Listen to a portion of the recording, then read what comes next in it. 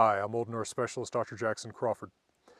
In this video, what I want to look at is the answer to a question that I get asked very often, which is, what's the difference between the different names of some of the gods, but especially between Odin, Wotan, Woden, some other forms you're going to find. I'm going to give a short, direct answer to this, and then, for people who just want that, and then I'm going to take some time to really delve into it for those who want a little bit more information about the old Germanic languages and their relationships and history and the myths of the gods that were told in them. So here's the short, direct answer. What you're looking at when you're looking at these different variant forms of the name of this god are his name in different old Germanic languages. Odin is his name in Old Norse. That is the old Germanic language in which most of the myths of the gods are preserved. I'd say 98%. In sources such as the Poetic and Prose Edda. The form that you typically see of his name in English, Odin, does not reflect any old Germanic language, i.e., that does not reflect the way anyone would have said it during the Middle Ages. That is a modern Scandinavian, Danish especially, or modern English spelling of that Old Norse name, taking the letter eth, which means the sound in breathe or worthy, and replacing it with the most visually similar other letter, which is D, even though in English, or Danish for that matter, well, somewhat in Danish, but in English certainly that D does not reflect the pronunciation in Old Norse. I suppose in some Danish dialects it does. Anyway, so then when you see Woden, what you're looking at is the Old English form of his name. Whereas variations on Wodan, Wotan, Wotan, these reflect the Old High German, i.e. ancestral to modern Standard German and Southern German dialects form of his name.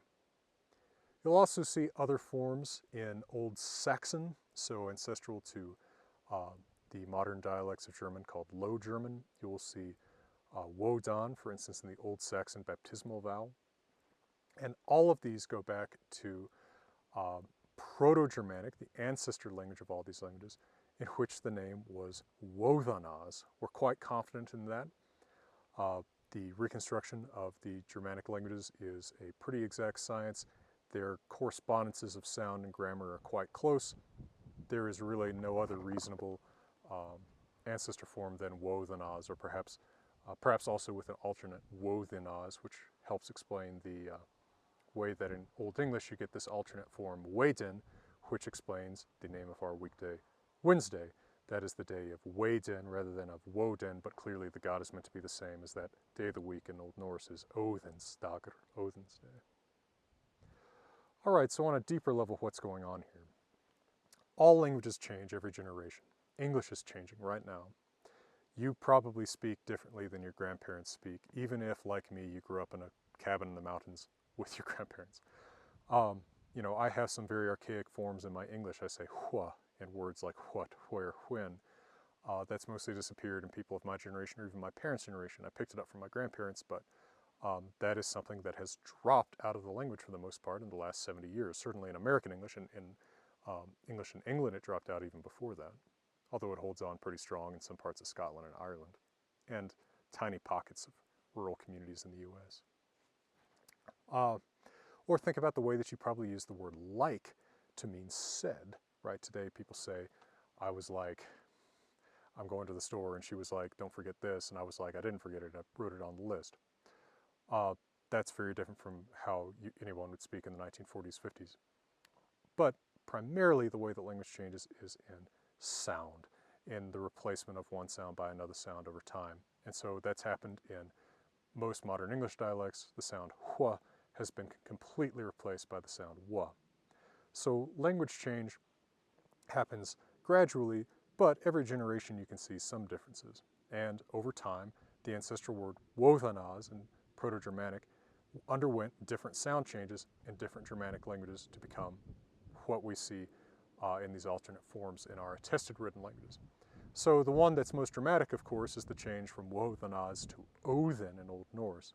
What's happened there is Old Norse has a consistent sound change, where W in Proto-Germanic will always be lost completely without changing into anything before the vowel O, the vowel U, or vowels derived from them by umlaut. Umlaut being a process, not two dots put over a letter. I've talked about that in another video I'll link in a card.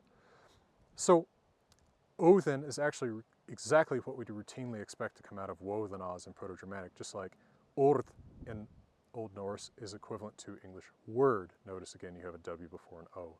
Or Old Norse ulver or olver is equivalent to English wolf. Or Old Norse ormr is equivalent to English worm. These are consistent sound changes in Old Norse, and so Odin is exactly what we'd expect from a starting place like Wotanaz. Now, again, the sources of the myths of the gods believed in by all the Old Germanic language-speaking peoples, those who spoke Old English, Old High German, Old Saxon, Old Norse, Gothic, etc. Those myths are related almost entirely in Old Norse. The Norse were the last of these communities to convert to Christianity, so they are the closest to us. Their pagan Old Norse-speaking ancestors are the closest to us in time, which just means there's less that could have happened to their written records than to written records of, say, pagan myths in England or Germany, which were Christian sometimes 600 years before Scandinavia. And also in Iceland specifically, there was a very nostalgic culture that developed in the 1200s, 200 years after the country was converted to Christianity, that became very interested in and accepting of interest in the old gods. People regarded it apparently as a very innocent interest in one's heritage rather than something that you deserve to be burned at the stake for. So this colors, of course, our perception, because the only myths that really got written down were in Iceland, so those are the Old Norse versions of the myths with the Old Norse names. But that doesn't mean that there weren't equally rich traditions of myth told in Old High German or Old English or in Gothic before those languages were converted to Christianity, or the speakers of those languages were converted to Christianity. Just what's happened is that by historical accident, you never had the culture that you had in medieval Iceland in those countries that actually tolerated and encouraged writing down those myths. Instead, you had more aggressive conversions to Christianity that emphasized a cleaner break with the past rather than a pride in that heritage like you see in early Iceland. So we're very lucky that in Iceland we got the Poetic Edda, an anonymous compilation of very old poems about the gods and Old Norse heroes written down. We're very lucky that Snorri Sturluson wrote down his prose Edda. Very lucky to have things like the Saga of the Volsungs that record very early myths that touch on the gods. We just don't get that stuff in the other Old Germanic languages. We get stuff like a couple of charms, primarily the second Merseburg charm in Old High German, that contain the bare bones of myths about the gods, many of which have tantalizingly identical names to their Old Norse equivalents, right? We read about Woden in the second Merseburg charm, we read about Balder there.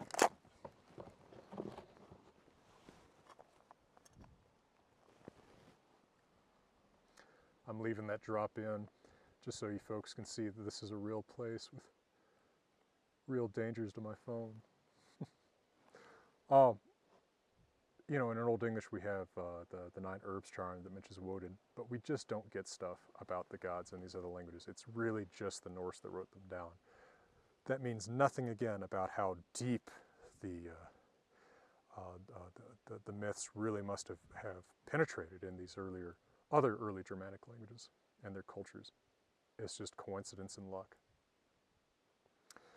Well, I hope that's been an enlightening discussion of this problem for you. I hope I've answered your question.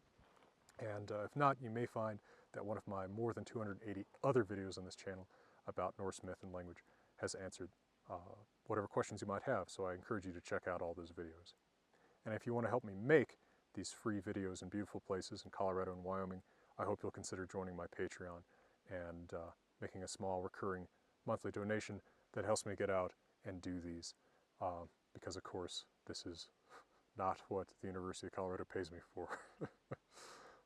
Well, teaching Norse myth is, not teaching Norse myth in Rocky Mountain National Park.